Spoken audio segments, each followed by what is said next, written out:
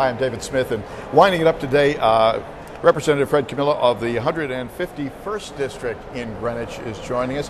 It has been a long session, but it has been a busy session. It's been one where a lot has gotten done, hasn't it, Fred? A lot has gotten done. I mean, I know people are always focusing on the taxes and, some of the things that maybe Budget. Large government, but there are some really good things we've done here.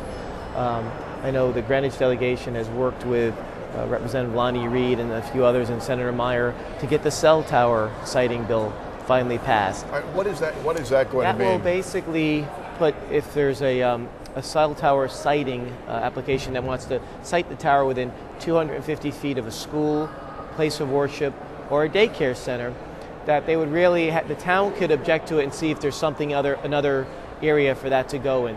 So while it doesn't give the towns full veto, it certainly gives them a say in the process that they never had before because of two things: the 1996 Telecommunications Act and the Connecticut Siting Council. So certainly this is a very big step towards some local say in the matter. So we're happy about that. The Siting Council typically has had full sway on what happens with those sites. They approve about 96% of the application, sometimes with amended requirements, but certainly it's almost a fait accompli when the application goes up. I worked on a volunteer indemnification bill for volunteer firemen, ambulance services, fire police patrolmen.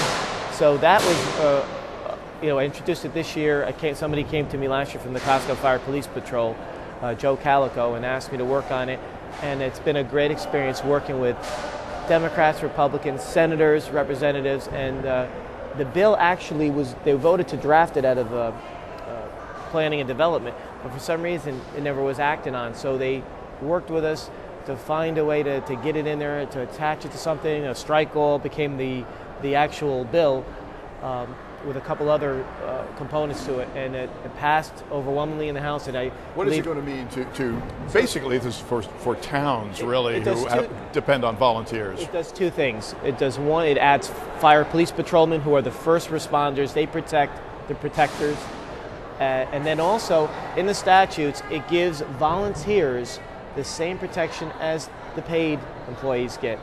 The statutes that have been on the books for 20, 30 years. That's all it does. And so some question about maybe a fiscal mandate, but if there's an accident, God forbid, and there's a lawsuit, they usually will sue the town. That's the person with the entity with the big pockets. So all this does is say, well, not only is the town going to defend itself and its employees, but whoever's there, if there's 3 or 4 volunteers, that they would be covered too. They usually, to be fair, they usually do this, but they don't have to. It's kind of a good Samaritan sort of David, they save us millions of dollars a year, the volunteers, because of the work they do. They also put life and limb on the line. So certainly, morally, it's the right thing to do. And I think fiscally, what better recruitment and retention tool than to say to somebody who's volunteering their time, hey, God forbid, if something happens, we'll be there for you. There was an incident in Greenwich a couple years ago where there was a drunken driver. Unfortunately, he died. The estate sued everybody there.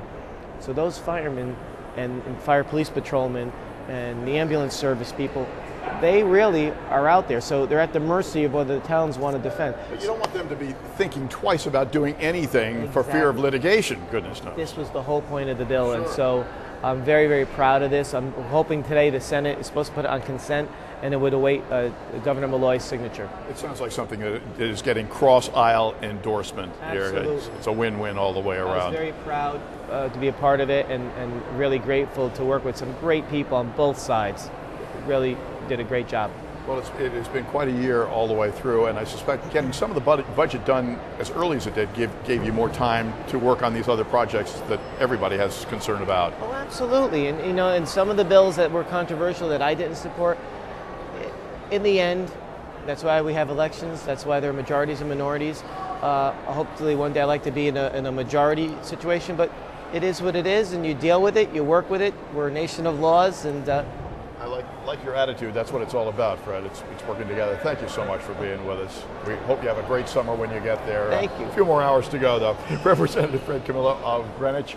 And that is going to do it for this edition of Cablevision's Meet the Leaders. Always interesting being here, especially on the final day of the session. I'm David Smith, and we will look for you next time.